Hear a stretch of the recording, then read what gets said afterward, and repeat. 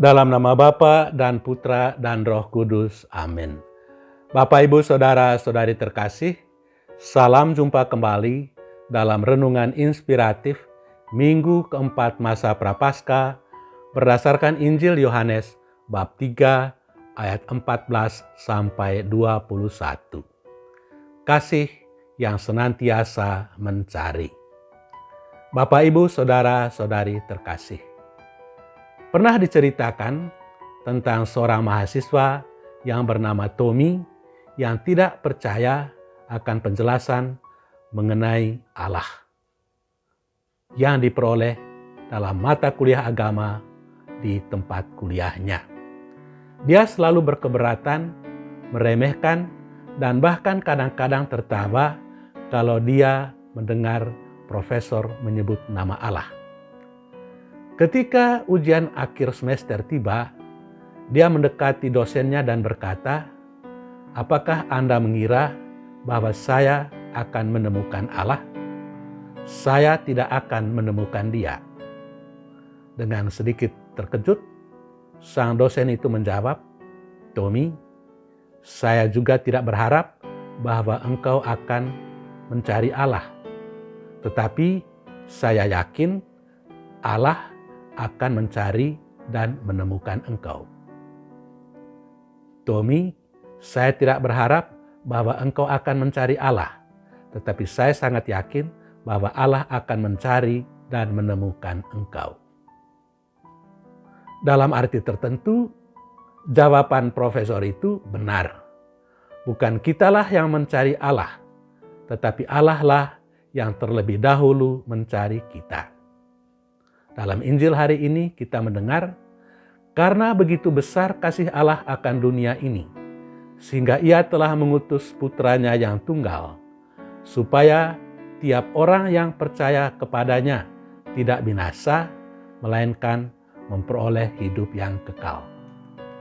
Saudara-saudari terkasih, dalam arti tertentu, teks yang dibacakan tadi yang seringkali disebut teks favorit berisikan esensi, hakikat, atau intisari dari Injil.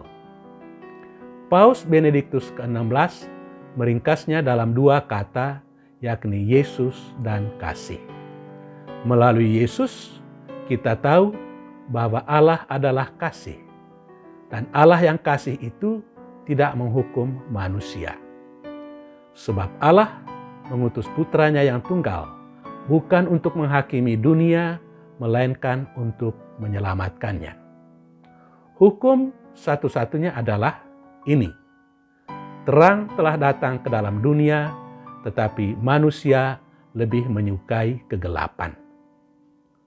Manusia dalam kemerdekaannya bisa menerima atau menolak tawaran kasih Allah. Menolak tawaran kasih Allah merupakan hakikat dari dosa. Jadi, sesungguhnya bukan Allah yang menghukum manusia, melainkan manusia menghukum dirinya sendiri karena dia menyalahgunakan kebebasannya untuk menolak kasih Allah. Selain itu, teks yang sama juga mengandung beberapa kebenaran. Pertama, inisiatif untuk menyelamatkan manusia berasal dari Allah. Seringkali orang mempunyai gambaran yang menyedihkan tentang Allah. Mereka melihat Allah sebagai Allah yang otoriter, Allah yang suka menghukum, atau Allah yang selalu memperhatikan kesalahan manusia, bahkan senang melihat manusia berbuat dosa supaya ia bisa dihukum. Gambaran Allah seperti ini sangat menyedihkan, karena Allah sesungguhnya adalah kasih. Dialah yang mengambil inisiatif untuk menyelamatkan manusia dengan mengirimkan putra tunggalnya ke dunia. Hal itu dilakukannya karena kasih, karena cinta. Karena itu, apapun yang dilakukan Allah terhadap manusia, semua itu dilakukannya karena cinta, karena kasih. Kedua, Allah melakukan sesuatu bukan untuk kepentingan dirinya sendiri, melainkan untuk kepentingan manusia. Kalau manusia cenderung berbuat sesuatu bukan tanpa pamrih, pasti selalu ada pamrih atau ada perhitungan-perhitungan tertentu, maka apa yang dilakukan oleh Allah terhadap manusia adalah semata-mata karena kepentingan manusia itu sendiri. Allah adalah Bapa yang tidak akan berbahagia kalau anak-anaknya yang tersesat tidak kembali kepadanya. Ketiga, teks ini juga menunjukkan bahwa betapa lebar dan dalamnya kasih Allah itu. Allah mencintai dunia dan bukannya bangsa tertentu, suku tertentu, atau orang tertentu. Dia juga mengutus putranya untuk semua orang dari berbagai macam kategori.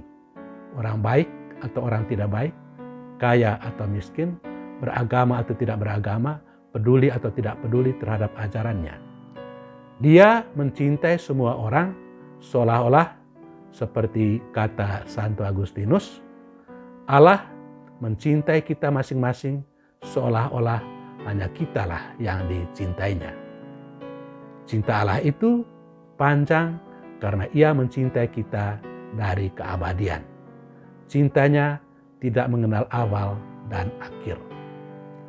Saudara-saudari terkasih, Allah mencintai kita dengan kasih yang begitu besar. Karena kasih-Nya yang begitu besar itu, Ia telah mengaruniakan putranya yang tunggal, supaya setiap orang yang percaya kepadanya tidak binasa, melainkan beroleh hidup yang kekal. Demi cintanya yang begitu besar kepada manusia, putranya rela mati di kayu salib untuk menyelamatkan umat manusia. Marilah kita bersyukur kepada Allah atas cintanya yang besar itu dan berusaha untuk meneruskan cinta Allah itu kepada satu sama lain, terutama kepada mereka yang berkekurangan dan susah dalam hidupnya, mereka yang ada di sekitar kita. Semoga Tuhan memberkati kita. Amin. Dalam nama Bapa dan Putra dan Roh Kudus. Amin.